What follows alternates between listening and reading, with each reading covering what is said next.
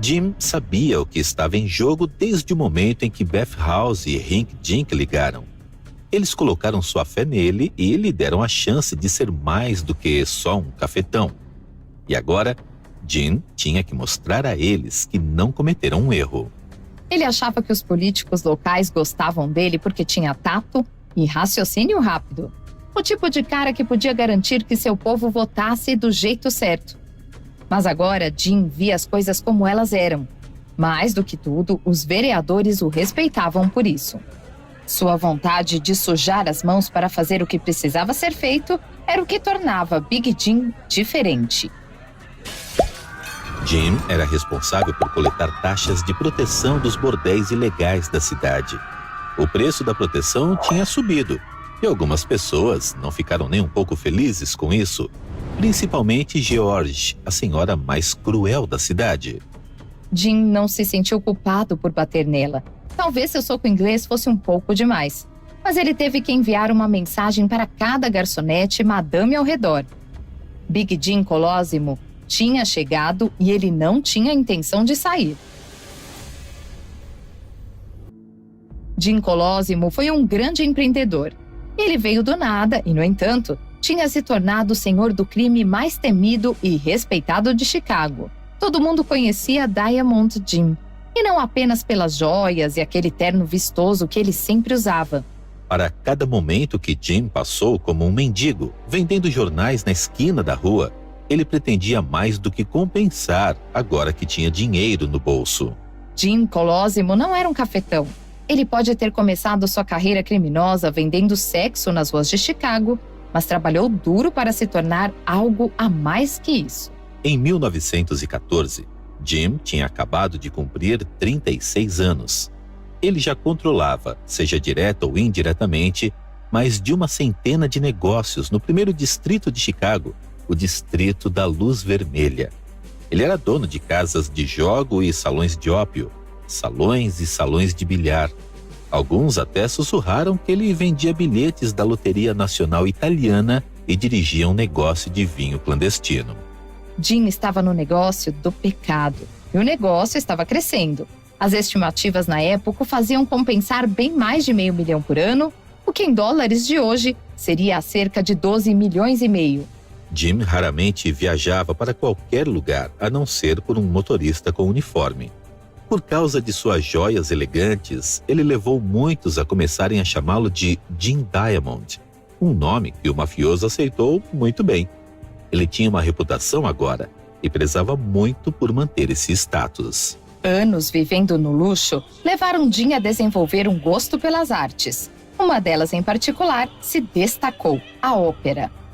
Ele ia a todos os espetáculos, às vezes comprando até 30 lugares e sempre trazendo uma comitiva. Às vezes eram apenas alguns de seus homens e suas esposas. Outras noites eram os homens e suas namoradas. Depois de cada show, Jim era recebido nos bastidores. Todos os membros da Companhia de Ópera de Chicago sabiam quem era.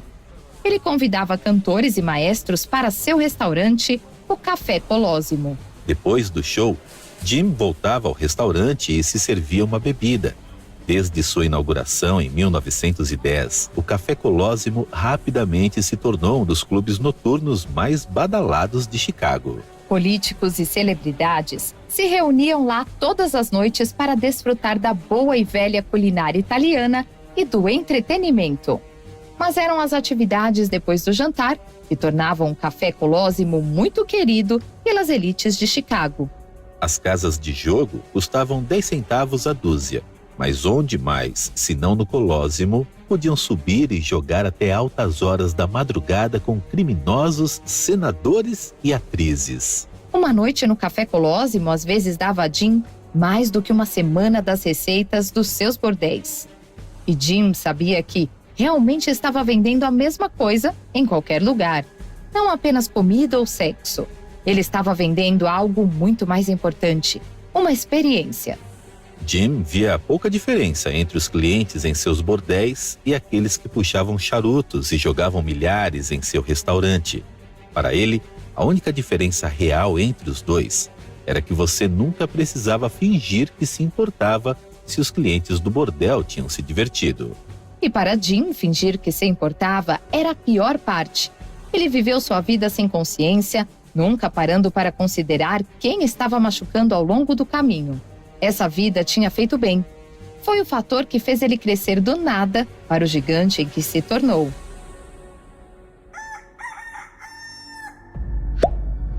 A história de Jim Colosimo começa em Colosime, uma pequena cidade montanhosa no sul da Itália, com o nascimento de uma criança chamada Vincenzo. Na época em que Vincenzo Colosimo nasceu, em 16 de fevereiro de 1878, a economia no sul da Itália tinha piorado. Com poucos empregos e distantes entre si, os mais jovens já estavam começando a embarcar para os Estados Unidos na esperança de encontrar sua fortuna. Mas deixar Colosime dificilmente foi uma opção para o pai de Vincenzo, Luigi, que cresceu na pequena cidade montanhosa. O próprio pai de Luigi continuava sendo o proprietário de terras mais rico da área. Ele criaria sua família ali, não importando o quão difícil fosse. Infelizmente, esses planos foram frustrados pelo trágico falecimento da esposa de Luigi, a mãe de Vincenzo, Josefina. Luigi era agora um viúvo com 4 filhos para cuidar. E com o futuro de seu próprio emprego diminuindo, na melhor das hipóteses, em meio à estagnação da economia, ele tomou uma decisão que mudaria o curso da história. Em 1891, Luigi enviou seu filho mais novo, Vincenzo, para os Estados Unidos. Ele tinha só 12 anos e um futuro brilhante pela frente. Luigi esperava que o menino se tornasse rico o suficiente para sustentar o resto do clã Colosimo. 3 longas semanas depois de partir, Vincenzo e seu meio-irmão de 21 anos, Antônio, chegaram de navio ao porto de Nova York. A dupla mal teve tempo de apreciar o horizonte de Nova York antes de serem colocados em um trem para Chicago, onde Luigi tinha conseguido um quarto para os meninos no sempre crescente bairro italiano da cidade. Antônio estava pronto para ir para casa antes mesmo de chegar. Ele tinha a tarefa de ensinar o menino através do Atlântico, mas não tinha interesse em ficar nos Estados Unidos. Assim que teve certeza de que Vincenzo tinha um teto sobre sua cabeça, Antônio se despediu do irmão mais novo e deu boa sorte. Vincenzo estava sozinho agora. Ele não tinha cama, só um chão grande o suficiente para caber seu corpo em fase de crescimento. Mas isso não importava para Vincenzo. Ele cruzou o mundo para chegar às agitadas ruas de Chicago. E, embora ainda não falasse inglês, ele não ia permitir que isso o impedisse de se levantar. Os Estados Unidos era a terra da oportunidade. Mas vamos às coisas mais importantes. Se Vincenzo queria ser um americano, ele precisava de um nome americano em primeiro lugar. Vincenzo Colosimo não existia mais. Jim Colosimo tinha acabado de chegar. A seguir, vamos dar uma olhada em como Big Jim entrou no mundo do crime pela primeira vez e como passou de um imigrante pobre a um temido chefão da máfia. Agora de volta à história. De todas as conversas que ouviu em sua longa viagem pelo Atlântico, Jim Colosimo meio que esperava que as ruas de Chicago fossem feitas de ouro. Mas ao longo da década de 1890, ele logo descobriu que a verdade era muito menos glamurosa. O pequeno bairro italiano onde Jim morava ficava o mais longe possível do sonho americano. As pessoas eram pobres, os apartamentos superlotados, as ruas cheiravam a lixo e os canos de esgoto eram quebrados. Em condições como essa, os crimes pequenos dominavam o dia. A pobreza do bairro atraía bandidos de todos os tipos, incluindo prostitutas e cafetões. Foi nessas ruas que Jim Colosimo fez sua estreia no crime. Com apenas 14 anos, se juntou a um bando de ladrões de 6 membros para alguns furtos e pequenas extorsões de donos de negócios locais. Mas, uma hora Jim se cansou. O criminoso sabia que sua família estava contando com ele para enviar todo o dinheiro que pudesse juntar. Mas tinha uma coisa sobre extorquir seus companheiros italianos que Jim simplesmente não conseguia engolir. Então decidiu ter um trabalho digno. E como muitas outras crianças analfabetas e sem um tostão, ele se levantava antes das 3 da manhã para pegar as primeiras edições do jornal matutino. De lá, Jim corria para uma das áreas mais movimentadas da cidade na esperança de garantir uma esquina para vender seus jornais. As batalhas entre os jornaleiros por uma esquina podiam ser cruéis, e algumas vezes era preciso dar socos e gritar palavrões para resolver as coisas. Para isso, Jim sabia bem como fazer. Embora ainda entendesse pouco inglês, ele não tinha dificuldade em se comunicar com seus punhos.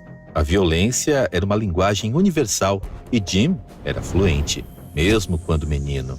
Ele era grande para sua idade e percebeu como as outras crianças se encolhiam quando as desafiava. Foi nessa corrida sangrenta por uma esquina que Jim Colosimo teve seu primeiro gostinho de poder. Os cantos do Distrito da Luz Vermelha de Chicago foram onde Jim teve sua primeira educação de verdade. Ele aprendeu o inglês e as leis da rua. Mas o mais importante, Jim aprendeu tudo sobre o vício. O final do século XIX foi uma época de grande crescimento para Chicago. A população estava crescendo cada vez mais. O setor financeiro prosperava. E os sortudos que lucravam com esse fluxo repentino de negócios precisavam de um lugar para gastar seu dinheiro. E mulheres de todo o mundo estavam lá para dar exatamente isso. Num piscar de olhos, as prostitutas viraram a maior importação da cidade. Em 1900, Chicago servia como lar para pelo menos 10 mil prostitutas. Sabendo que seria quase impossível interromper esse comércio de uma vez, as autoridades municipais fizeram o possível para manter isso confinado a distritos do vício, que ficavam ao redor da cidade. O entendimento implícito era que as leis de prostituição de Illinois e Chicago não existiam nessas ruas. Com o passar dos anos, os reformadores pressionaram para fechar esses paraísos do crime. Assim, os distritos do vício ao longo da margem norte de Chicago foram fechados.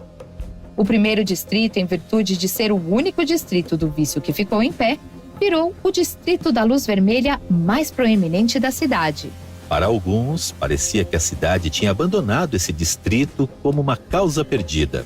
Mas, para Jim Colosimo, a decisão da cidade de fechar os olhos para o primeiro distrito representou uma verdadeira oportunidade. À medida que o dia passava e as vendas do jornal de Jim diminuíam, ele observava as prostitutas do primeiro distrito solicitarem negócios de socialites abastadas e imigrantes oprimidas.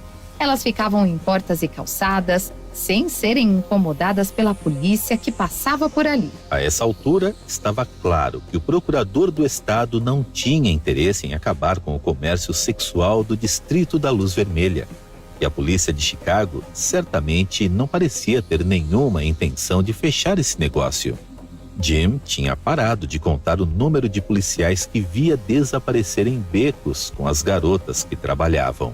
Talvez seja por isso que, conforme o século XIX se aproximava do fim e Jim se aproximava de seu aniversário de 18 anos, ele decidiu tentar a sorte em um novo negócio. Com o rosto renovado e mal entrando na idade adulta, Jim Colosimo virou um cafetão. Ele começou pequeno, recrutando serviços de algumas prostitutas que conhecia da vizinhança. O arranjo era simples. Jim oferecia a proteção de uma figura grande e imponente. E, em troca, as mulheres davam a ele uma parte de seu dinheiro. Jim descobriu que as garotas eram excelentes trabalhadoras. E poucos clientes ousaram se meter com Jim, que agora tinha quase 1,80 m de altura e mais de 100 quilos. Seu mau humor e propensão para a violência já tinham se tornado lendas nas ruas do primeiro distrito. Para Jim, as coisas estavam perfeitas. Até que, de repente, o jogo virou. Uma briga com a polícia deixou Jim abalado. Ele sabia que os reformadores estavam pressionando a polícia para reprimir as prostitutas em todo o primeiro distrito. Os bordéis locais estavam seguros, como era sabido que pagavam aos políticos locais para a proteção. Mas qualquer atividade nas ruas estava na mira da polícia. A maioria dos homens presos que ganhavam dinheiro com a prostituição recebeu um tapa na cara. Talvez uma multa e um aviso no máximo. Mas Jim tinha ouvido rumores de 1 ou 2 cafetões que tinham recebido longas sentenças de prisão como resultado dos esforços de limpeza da cidade. Jim ainda tinha seu pai e irmãos para enviar dinheiro para Colosimo. Ele não podia correr o risco de ser preso. E assim, quase tão rápido quanto tinha entrado no negócio de prostituição, Jim Colosimo saiu. Mas ele ainda precisava ganhar a vida. Para ter uma ajudinha com isso, recorreu ao chefão local, um dos imigrantes italianos mais ricos e poderosos da área. O chefão conseguiu um emprego para Jim como varredor de rua do clube White Wing, encarregado de limpar as ruas de esterco de cavalo e outros lixos espalhados. O trabalho era tudo menos glamuroso, mas Jim usava seu título de White Wing com orgulho. Não demorou muito para que Jim se tornasse um líder. Sua personalidade atraía as pessoas e logo ele estava organizando seus companheiros italianos da empresa em um clube social e atlético. Em 1899, Jim percebeu o valor dessa atividade extracurricular. Um político local chamado John Collin, conhecido como Bath House, ouviu falar de uma coalizão eleitoral liderada por imigrantes italianos se mobilizando no primeiro distrito e procurou o homem que supostamente estava por trás disso. Acontece que no dia da eleição, todos os membros do clube White Wing votaram nos candidatos preferidos de Jim. Ele não tinha intenção de se tornar qualquer tipo de ativista, mas simplesmente deixou seus companheiros White Wings saberem em quem planejava votar e por quê. Eles seguiram seu exemplo sem nem mesmo serem chamados. Jim, sem querer, formou uma coalizão política poderosa.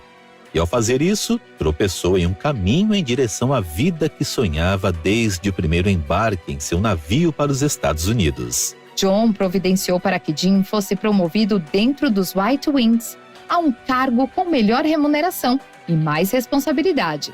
E em troca, Jim prometeu os votos de seu clube social italiano no futuro. Tendo visto o poder de sua politicagem limitada, Jim Colosimo agora se perguntava como poderia aumentar seu bloco de votos e, com isso, sua influência. A única pergunta era como. Jim se lembrou de seus anos passados vendendo jornais nas esquinas do Distrito da Luz Vermelha. Ele se lembrou de todas aquelas prostitutas fazendo negócios em becos e portas abertas. As estimativas dizem que em 1900, exatamente quando Jim estava subindo na hierarquia dos White Wings, Chicago era o lar de mais de 10.000 prostitutas. Se Jim fosse capaz de garantir os votos de metade delas, quem sabe que recompensas Bath House teria para ele? Com certeza, Jim não podia voltar para o comércio de cafetões. Ele já tentou e falhou. Agora tinha zero interesse em voltar para as esquinas. Jim Colosimo tinha outra coisa em mente. Seja por acaso ou não, em 1902, Jim conheceu Victoria Moresco, uma imigrante italiana solteira que dirigia um bordel ao longo da fronteira oeste do primeiro distrito. Victoria achava Jim encantador. Mas mais do que tudo, gostava das coisas práticas que ele oferecia. Ele era um italiano, uma obrigação se ela quisesse satisfazer os desejos de seus próprios pais imigrantes italianos. Sua próspera carreira política ofereceu vantagens óbvias para os negócios de Victoria. Suas novas conexões no primeiro distrito o tornaram imune à prisão, e seu comportamento responsável convenceu Victoria de que ele poderia ser um parceiro perfeito na administração de seus negócios e no casamento. Eles se casaram na prefeitura de Chicago em 2 de julho de 1902. Jim tinha apenas 23 anos e Victoria apenas 20. Jim não sabia se realmente amava Victoria, mas com certeza respeitava sua visão para os negócios. Ele logo aprendeu os segredos de como administrar um bordel. A casa ficava com 60% dos ganhos de cada menina. E elas tinham que pagar suas próprias roupas e serviços médicos. Mas para as mulheres, ainda era a alternativa mais segura. Mesmo com um cafetão, a proteção de um cara super agressivo não podia ser garantida. Os bordéis, pelo menos, representavam segurança. As mulheres não precisavam enfrentar o frio brutal das ruas de Chicago ou correr o risco de dar de cara com um policial que procurava dar o exemplo e prender elas. Assim que entendeu o básico, Jim procurou expandir. Ele e Victoria compraram outro bordel do lado de seu local na Avenida Armour. Jim homenageou sua noiva batizando o lugar de The Victoria. de Victoria era para ser um bordel mais sofisticado do que seu primeiro estabelecimento. Teria as melhores mulheres, as mais bonitas e mais jovens. E tudo por uma margem de lucro de $2 por sessão, em vez de 1. Victoria assumiu as operações do novo estabelecimento, deixando Jim assumir o controle de seu bordel original. Entre as mulheres, cafetões e clientes frequentes nos 2 locais, Jim agora controlava quase 100 de novos eleitores. E ele não tinha a intenção de parar por aí. Jim e Victoria começaram a abrir bordéis em todo o primeiro distrito. Eles se moveram com cuidado, expandindo seu império para incluir lugares baratos e outros mais sofisticados. Os bordéis Colosimo Moresco desenvolveram uma sólida reputação no distrito da Luz Vermelha. Os prostíbulos eram limpos e higiênicos e seus clientes quase nunca descobriam que suas bebidas tinham sido drogadas. A cada novo bordel, Jim adicionava votos a um sindicato recém-estabelecido que ele controlava. A esfera de influência política de Jim agora incluía os White Wings, suas prostitutas e até mesmo a maioria dos italianos que viviam nos cortiços ao redor de seu apartamento. Jim raramente precisava recorrer à violência para garantir votos. Em vez disso, mobilizava sua coalizão com campanhas típicas e organização comunitária. Como ele descobriu com os White Wings, Jim tinha um talento natural para convencer as pessoas. Beth House e seu colega político do primeiro distrito, Michael Kenna, também conhecido como Hank Dink, notaram a coalizão de votação de Jim. O número crescente convenceu os dois a dar a Jim sua maior promoção, capitão do distrito. Capitães de distrito serviam como a espinha dorsal das instituições políticas de Chicago. Eles registravam eleitores em seus distritos e garantiam que cada um deles votasse da maneira certa no dia da eleição. Esses capitães se envolviam em todos os tipos de fraude eleitoral, incluindo o preenchimento de cédulas em branco e uso de violência para intimidar qualquer pessoa que considerasse votar contra os candidatos escolhidos. Esse tipo de política suja era comum em Chicago. Por décadas, as instituições políticas da cidade não foram administradas com base no sentimento público, mas sim nos 2 pilares, a amizade e favores. Aqueles no poder faziam tudo para manter assim. Eles subornavam juízes e funcionários e faziam espancamentos e sequestros de seus adversários. Em Chicago, a política não era só um negócio sujo, mas um negócio perigoso. Dizer que Jim se encaixou bem em seu novo cargo seria um eufemismo. Ele se deliciou com o poder que isso proporcionava. E Beth House e Hank Dink gostavam de Jim. Eles viram nele um influenciador astuto, capaz de assegurar seu lugar na hierarquia política de Chicago por muitos anos. Mas não foi só isso que viram nele. Em 1905, Jim tinha 27 anos. Ele sempre foi alto, mas agora tinha ficado robusto e musculoso. E os 2 legisladores viram uma oportunidade de colocar esses músculos para trabalhar. Hank Dink e Beth House estavam procurando fazer uma mudança. O homem que contrataram para recolher o dinheiro da proteção das casas obscenas, casas de jogo e bares do primeiro distrito estava indo bem, mas pensaram que Big Jim poderia ajudar a trazer ainda mais dinheiro. Recentemente, aumentaram o preço de suas taxas de proteção semanais nos negócios ilegais. E alguns dos moradores locais não ficaram nada felizes com isso. Ninguém foi mais franco sobre suas objeções do que George Spencer, a senhora de um bordel da rua South Dearborn, bem conhecida no primeiro distrito como fisicamente imponente e mal-humorada. Corria o boato de que quando a polícia invadiu recentemente o bordel de George, foram necessários 6 policiais, apenas para colocar ela na patrulha da polícia. Jim sabia no que estava se metendo quando chegou.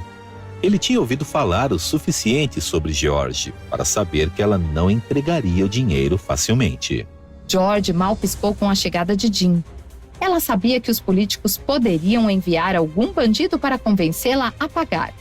Embora não tivesse visto esse bandido em particular antes, George não hesitou em sua resposta. Você pode dizer a seus chefes que eu não estou pagando mais para a proteção. Jim tentou esconder seu descontentamento. Essa não era a primeira vez que ele foi desafiado por uma mulher. Sua esposa Victoria podia ser feroz, mas isso era diferente.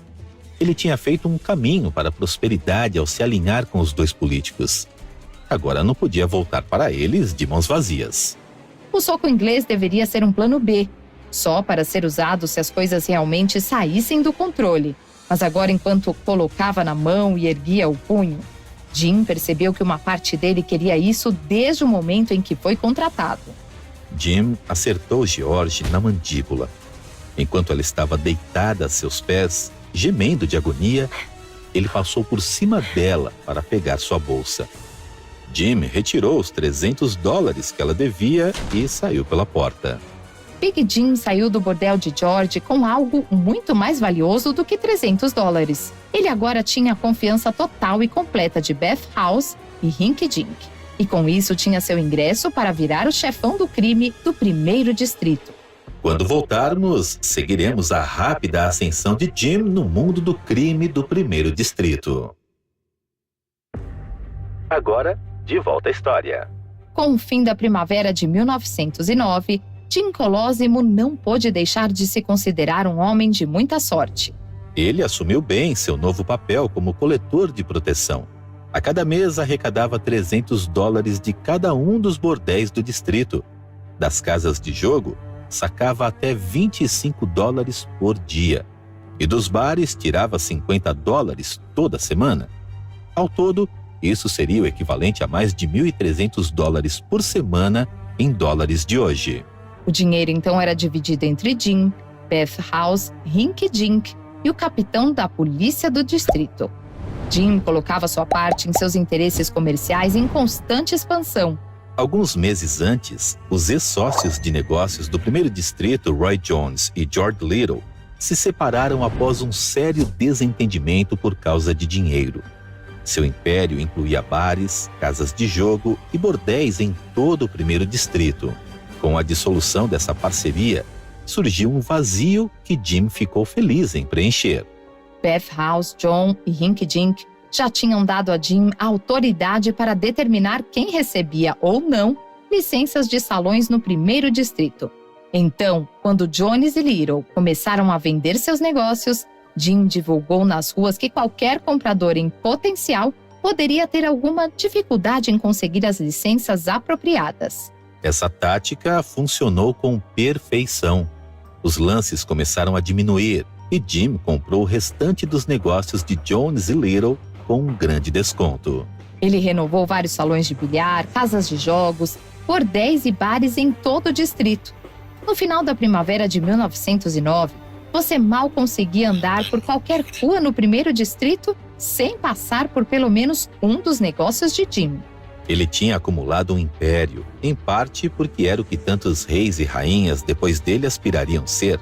Não apenas uma figura temida e respeitada no submundo, mas também um político talentoso, puxando os fios da cidade, assim como qualquer estadista de carreira.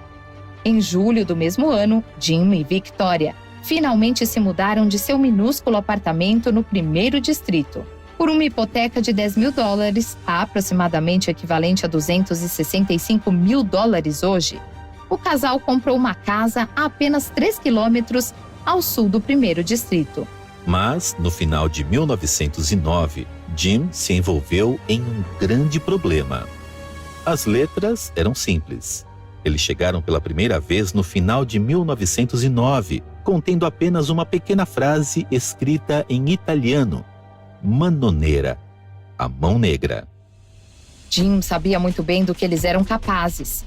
A mão negra intimidava os empresários italianos. Exigiam recompensas, e aqueles que se recusavam a pagar eram tratados com muita violência. Espancamentos eram comuns. Jim até tinha visto empresas serem explodidas e proprietários assassinados em suas próprias lojas. Ele sabia melhor do que ninguém o quão perigosos eles eram. Mas, mais do que tudo, sabia que não seria extorquido. Agora não. Não depois de tudo que ele construiu. E então, em sua hora de necessidade, Jim fez o que tantos italianos foram criados para fazer. ele pediu ajuda para sua família. Aos 27, John Torrio era só 4 anos mais novo que Jim, mas de alguma forma parecia ainda mais jovem do que isso. Ele chegou de trem após uma carta urgente de sua prima Victoria, pedindo que fosse a Chicago e ajudasse seu marido a cuidar de um problema. De volta a Nova York, Torrio tinha a fama de um violento gangster de rua. Jim tinha gostado de Torrio durante suas visitas a Chicago. Ele agora o convidou prometendo um trabalho. Vendo uma oportunidade, Torrio aproveitou a oferta. Ele logo se viu administrando o Saratoga, um dos incontáveis bordéis do 1º distrito de Jim. A mensagem da chegada de Torrio era clara. Ele era mais do que um músculo, um assassino conhecido. E sua colocação à direita de Jim tornou o desejo de ir atrás de Colosimo ainda mais perigoso. Na noite de 22 de novembro de 1911, a polícia respondeu a um relatório de um tiroteio em uma passagem subterrânea, longa e escura, sob os trilhos da ferrovia Rock Island. No local, eles encontraram 2 homens mortos a tiros. Mais tarde, eles seriam identificados como Pasquale D'Amico e Francisco Denello, bandidos com supostos vínculos com esquemas de extorsão da Mão Negra. A polícia encontrou um 3º homem, quase um quarteirão adiante na estrada, Stefano Denello. Apesar de ter levado um tiro na cabeça, ele conseguiu se arrastar por uma boa distância antes de desmaiar. Quando Denello acordou, ele se recusou a explicar o que tinha acontecido. Em vez disso, disse à polícia que queria uma coisa e apenas uma coisa: Jim Colosimo. Jim não era um suspeito. Centenas de pessoas viram ele entretendo clientes em seu restaurante na hora do tiroteio. Mesmo assim, a polícia atendeu ao pedido de Denello e foi atrás de Jim. Quando Big Jim apareceu, Denello se recusou a falar com ele. O homem apenas o encarava com os olhos cheios de raiva. Não importava muito para Jim se o pobre coitado falava ou não. Jim também não tinha muito a dizer a ele. Torrio já tinha entregue a mensagem que precisava. Se a Mão Negra esperava sobreviver no 1º distrito, seria bom deixar Jim Colosimo em paz. Em 1912, Jim tinha reunido a maior e mais poderosa organização de bandidos, gangsters e chantagistas que o 1º distrito já tinha visto. A gangue de Jim era diversa. Os italianos, irlandeses, judeus e gregos, todos tinham um lugar dentro da operação. O escopo do sindicato do crime de Jim era tão vasto que anos depois, John Torrio e um homem chamado Al Capone o usariam como base de sua infame organização em Chicago. Jim alcançou o topo da montanha do submundo de Chicago. Muitos na comunidade italiana presumiam que ele era o chefe da máfia em Chicago. Claro, o fato de Jim ter nascido na Itália continental e não na Sicília o excluía automaticamente da máfia. Além disso, a presença da máfia em Chicago ainda era pouco mais que um boato. Mas Jim Colosimo não precisava da máfia. Ele já era um rei do crime por direito próprio. E a cada ano, quando milhares de jovens imigrantes chegavam a Chicago, agora era Jim Colosimo que servia como chefão para muitos deles. O pai de Jim, Luigi, agora tinha vindo morar com Jim e Victoria. Ele sempre pediu a seu filho que cuidasse de seus compatriotas italianos. Jim obedeceu, servindo como uma agência privada de empregos, encontrando empregos para os imigrantes, assim como o chefão fez por ele quando jovem. Quando os recém-chegados não tinham onde morar, Jim providenciava para que eles encontrassem um estilo de vida barato no 1º distrito. Às vezes, ele até conseguia que as mercearias fornecessem alimentos a crédito para os novos imigrantes. As ações de Jim não foram 100% por caridade. Os imigrantes para os quais encontrou trabalho pagariam a ele uma taxa de $1 a 15. Hoje, isso significaria algo entre $27 para bem mais de 400. Muitos dos trabalhadores continuaram a fazer pagamentos semanais ou mensais a Jim, mesmo anos depois de começarem seus empregos. E aqueles que podem comprar seus mantimentos a crédito? Eles pagaram um custo mais alto pelos próximos pedidos, com a margem de lucro indo direto para Jim. Em seus 30 e poucos anos, Jim já era o que aspirava a ser quando chegou aos Estados Unidos, cerca de 20 anos antes. Um chefão, temido e respeitado. Ele tinha mais dinheiro do que jamais sonhou ganhar. Mas agora, no auge de seu poder, Jim queria algo a mais: legitimidade. Inaugurado em 1912, o novo restaurante italiano de Jim, Café Colosimo, se tornou, num piscar de olhos, seu orgulho e alegria, sem mencionar de longe o mais bem-sucedido de seus empreendimentos. Conforme o Café Colosimo crescia em fama, Jim se tornou mais interessado em celebridades e menos interessado nas operações do dia a dia de seu império criminoso. Jim nunca se importou muito com a aparência, mas agora ele começou a usar ternos brancos no verão e ternos xadrez de bom gosto no inverno. Sem mencionar as joias, anéis, relógios, fivelas de cintos, todos adornados com diamantes de arregalar os olhos.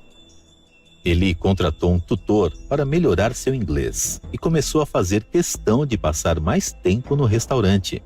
Jim adorava cumprimentar seus clientes na porta para dar as boas-vindas, com seu forte sotaque italiano e sorriso cativante. Nem todos ficaram entusiasmados com o crescente interesse de Jim pelo mundo da gastronomia. John Torrio, um membro de maior confiança de Jim, assumia cada vez mais responsabilidades a cada dia que Jim passava no restaurante. Torrio tinha a tarefa de manter os homens de Jim na linha e garantir que suas várias operações funcionassem sem problemas. Ele alertou Jim para não desviar seus olhos das operações que tinham impulsionado sua ascensão. Jim descartou as preocupações de Torrio. Ele chegou até aqui e agora não tinha intenção de sair do topo. Ignorar as frustrações de Torrio provaria ser um erro mortal. Jim não tinha ideia dos inimigos fora da sua organização que tramavam sua queda, muito menos do inimigo dentro da sua própria família que iria garantir isso. Enquanto ele silenciava suas preocupações e silenciosamente dirigia o império de Jim, John Torrio já estava tramando um complô que não apenas custaria a vida de Jim, mas mudaria para sempre o curso do crime organizado nos Estados Unidos.